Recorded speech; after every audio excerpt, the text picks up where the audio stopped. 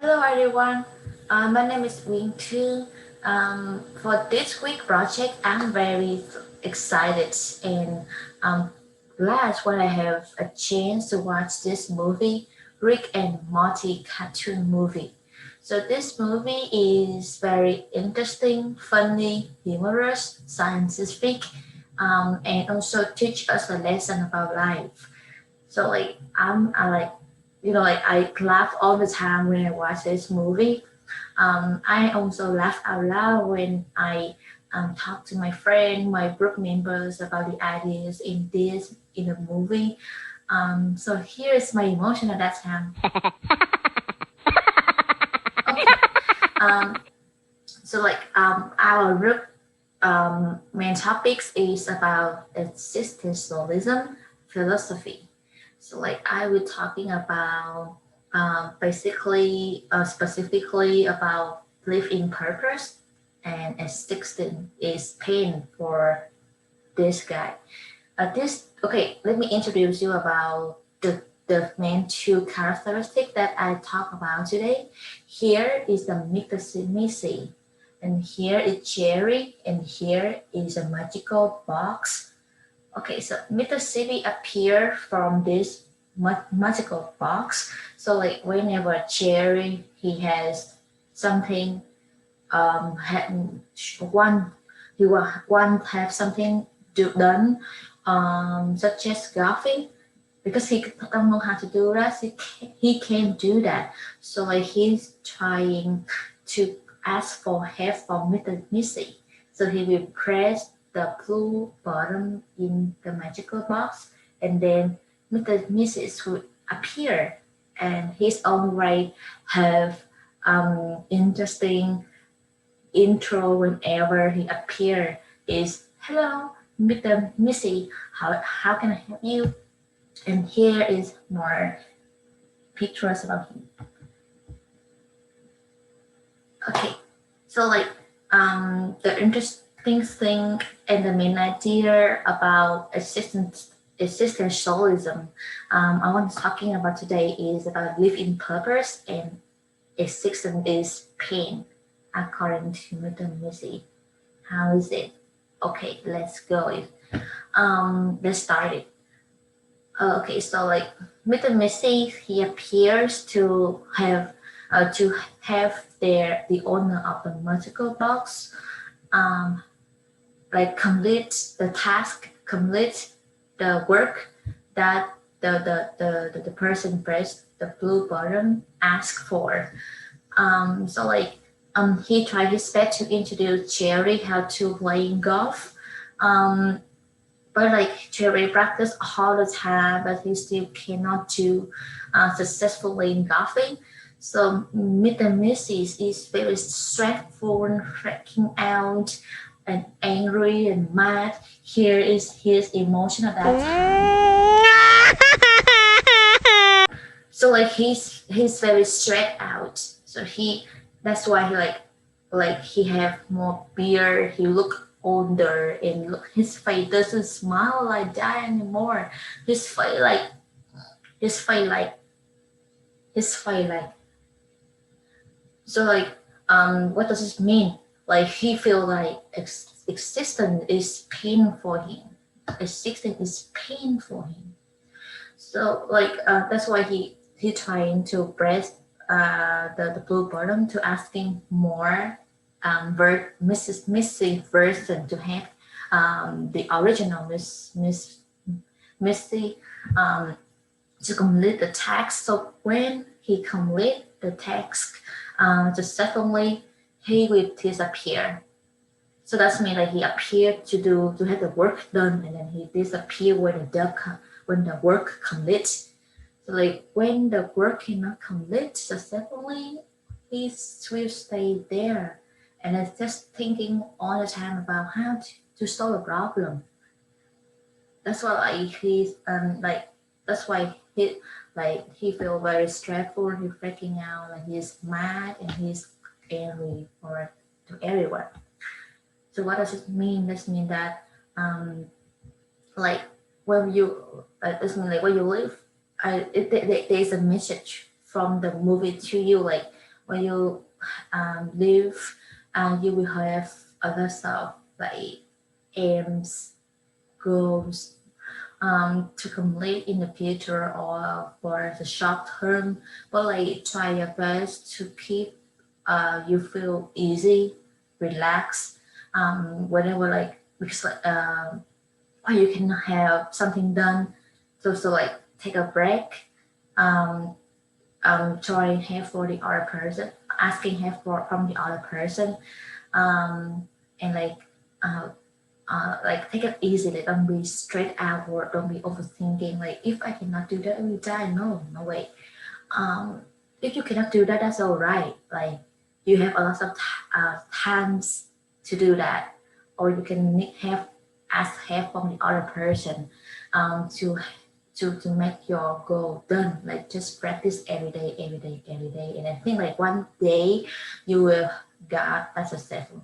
Like you don't need to like have small a lot of expectation um about like have to be done perfect.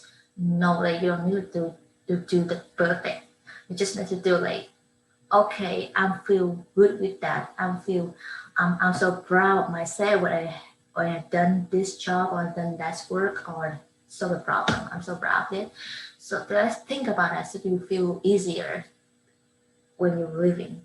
So like Mr. Missy, he feel pain, stress. He doesn't want to appear to have some work done. That's his main idea. What he's talking about. Hi, my name is Sarah Gresham, and today I will be talking about the philosophy of existentialism in the show Rick and Morty. Specifically, I will be focusing on the idea that that life is meaningless and how this is responded to in the show. In the show, there are two specific examples I'm going to be focusing on of how individuals respond to their knowledge of the meaning of life, and these two characters are Jerry and Rick. In the YouTube video that we watch, when they talk about existentialism, we learn about a quote from Arthur Schopenhauer. He says, "The life of every individual, viewed as a whole and in general, and when only its most significant features are emphasized, is really a tragedy. But gone through in detail, it has the character of a comedy." This quote connects to Jerry's life because his life seems pretty mundane and sad, and he is a bit of a failure.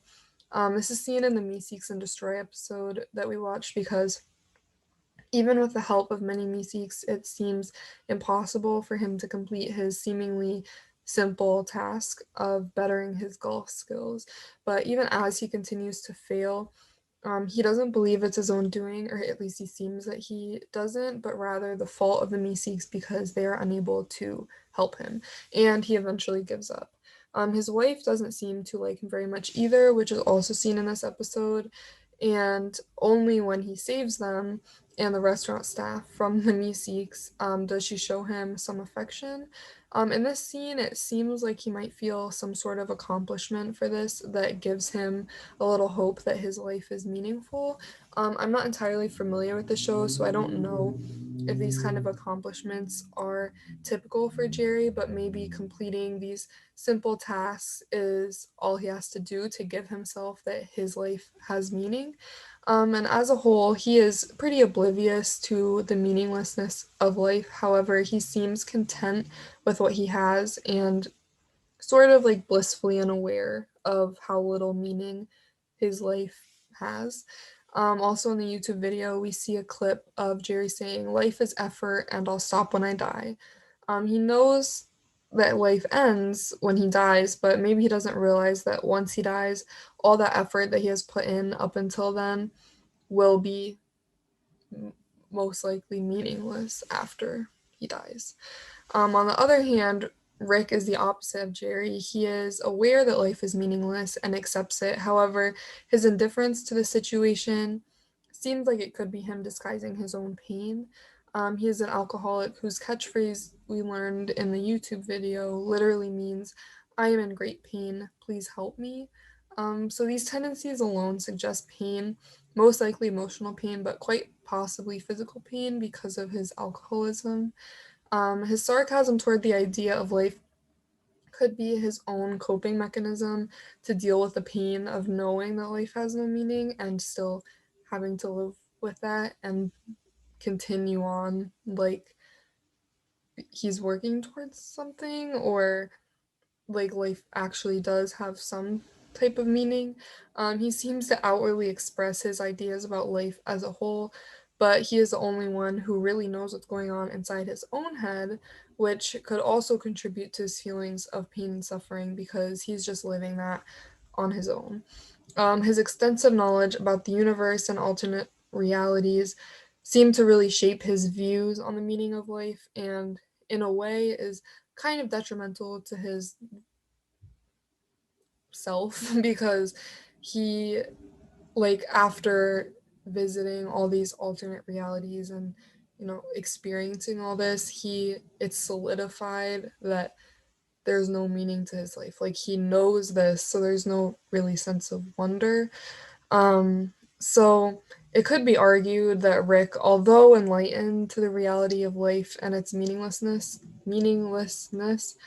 is in more pain and at more of a disadvantage because, in comparison to Jerry is living life because he thinks that he's working towards something or that there's some type of meaning. So, um, yeah, comparing Rick to Jerry, Rick may be worse off because in this case, it may be more beneficial to be blissfully unaware of the insignificance of one's individual life.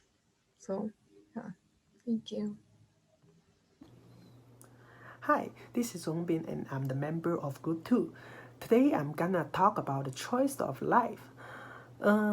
I think the core of existentialism is about the choice because our life now is our choice in the past.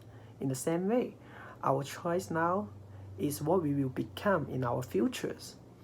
So focus on the futures can reflect the significance of present choice, and it will let us feel a significance of existence.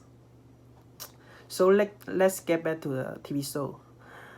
In the beginning of the story, Summer want to be a popular at school, and her mother Beth want to be a more complex woman, and her father Jerry just want to take 2 strokes off the golf game. They all choose the what they want to be through the Mrs. Box, but in the middle of the story, Jerry give up.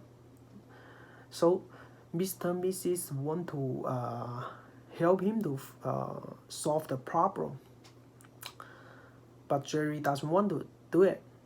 He just want to quit.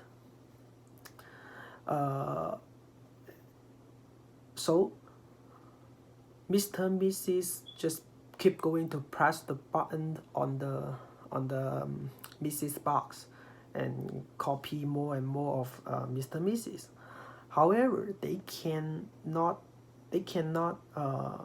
solve the problem for Jerry because that problem only can solve by Jerry himself. So Mr. and Mrs. Exposed with emotions. They got crazy, want to kill people, and so that's why Jerry want to save people. So he choose to stand up to himself and complete the golf challenge. Finally, he succeeded. He saved people and he got the trust from his wife. So the meaning of this story, it means an easy choice at the beginning. It like Jerry just want to take 2 strokes off the golf game. But for our normal life, For example, if I ask you like, do you want to get do you want to get a better life? So you have two choice. You can say yes or no. If you say yes, um, it will be it might be has some difficult problem. So if you solve them, you will succeed. On the other hand, if you say no, it's right, it's okay. It might be more comfortable, easier, but everything is same. So you have two choice. Either way, um, even if you choose yes or no, but you don't have to worry about what others people think of us. We just make a choice for it and work hard in that direction, and we will achieve something right. So that's it. Thank you. Hello. I wanted to present my topic today about simulation theory. And what that essentially is a theory that our universe and everything we know is kind of constructed in a simulation. So if you're familiar with the Matrix, it kind of touches on that and how the world that we know is actually not really what it is, but instead more so made of like computers and numbers. And this is kind of the same when you think of the video game Sims. It's kind of the same concept. If you have ever played Sims, you essentially just control characters in the game. They all live their lives, and you attend to them and do things. So you basically, as the user playing the game, act as God, controlling their lives and make sure they have fun or whatnot.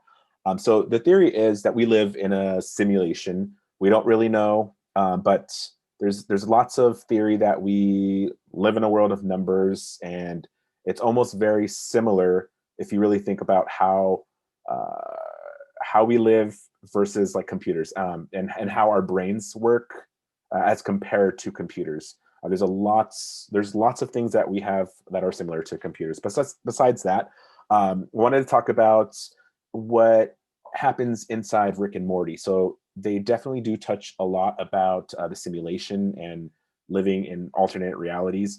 But in their particular episode, it shows Jerry, which is Morty's dad. He's up at the top of stage and he's basically talking to himself for winning an award.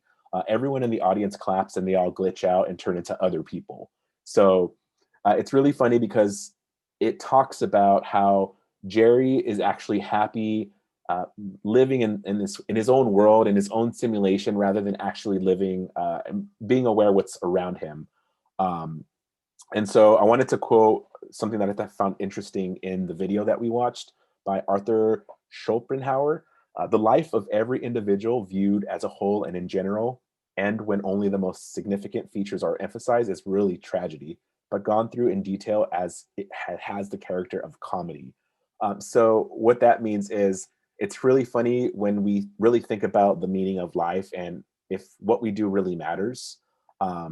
We don't really know if what we do is really going to contribute to anything. So um, in this kind of context, Jerry just doesn't really care about anything and doesn't really have much significance.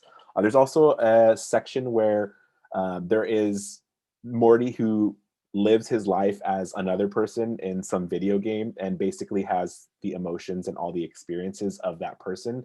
So he doesn't really understand if living that life was actually worthwhile or not because of the simulation. So it's very interesting to consider if we actually do live in a simulation and what we do actually matters. But I'll go ahead and segue to the next person. Thanks. So, one of the aspects of the sort of philosophy of Rick and Morty, and specifically existentialism that's brought up in that video, is absurdism, which is defined by Albert Camus as being the tension sort of between these two diametrically opposed ideas. On the one hand, you have a universe that is like without meaning, it just exists, and so do our lives, and we just sort of have to exist in it, and there's no like greater thing to be striving for. But on the other hand, you have the human nature, which is to seek for meaning and to try to find it somewhere in our lives, and to keep struggling and, trying to achieve these various different things. And in the episode we watched, Meek Seeks and Destroy, this is exemplified by Jerry and his golf swing, and like trying to perfect this thing or improve this thing that doesn't really have any inherent meaning, and then accidentally like making that the entire life's purpose of all these Mr. Meeseeks. And so they have like the opposite problem, where they have this one singular purpose, but there still isn't really any meaning to it. There's no like greater thing to achieve there. All of life is just sort of trying to attain something, but you can't ever really know whether that has any independent value in the universe at large, because the universe just sort of sits there. It doesn't respond to you and give you any sort of indication that this is the thing that really means something. You have to create that yourself, or just like continue on with your human nature and like don't really think about it. That's sort of the advice that Albert Camus, the creator of the term absurdism, comes up with, is to just embrace this idea that there is this fundamental disconnect and just live with it, just roll with it and say, okay, that disconnect exists. And you don't have to do anything special about it. You don't have to try and solve this big problem. You can just continue existing in the moment, like this cat over here behind me, and continue doing what you're doing as the human animal that you are, and not try to resolve these greater problems of the universe, and to just sort of act in the ways that feel natural and be satisfied with the meaning that you can create for yourself, rather than trying to find it out there in the universe somewhere, or to like come up with some reason that what you're doing is important. To just accept that if it's important to you, then that's enough, and that there's no resolution to these things to be found out there in the vast, uncaring universe. Yeah, and that's what absurdism is. Hello everyone, my name is Tanpa. Today I am talking about the quotes in the movie. Nobody belongs to everywhere, everyone will be dead. For this movie is just about the family. We need to have somewhere to trust and live on. Like in the end of the movie, there is a woman who intended to divorce with her husband, his name Terry. But after all, she think and remember back of the memory that they happy in this time. She have a right decision choosing him become her husband. After all of this, I have the meaning is if we have a place to live, to love, to live, and happiness, and we will have a better and successful life. And everyone get married and have a great happiness family at least one time. After all of the hard time, we have to think carefully before making decisions. Because if we make great decision, we will not feel request in the future, or the question about why do that or why do this. And also the reason to get married is to have someone connect with us by sharing or helping when we have hard time. And also both can help together, and this is the big purpose and reason why we should get married. And then no one still live forever. And then also we live one life. We should to do a right thing and live a happiness life in our life, so we don't feel request or anything about it in the future. For me, no matter how big the house is, but it's important is how the reason or how big the happiness in the family is. And I also like to make everyone happy, and it's related to my happiness, and I also feel happiness when I make them happy. Thank you. Bye.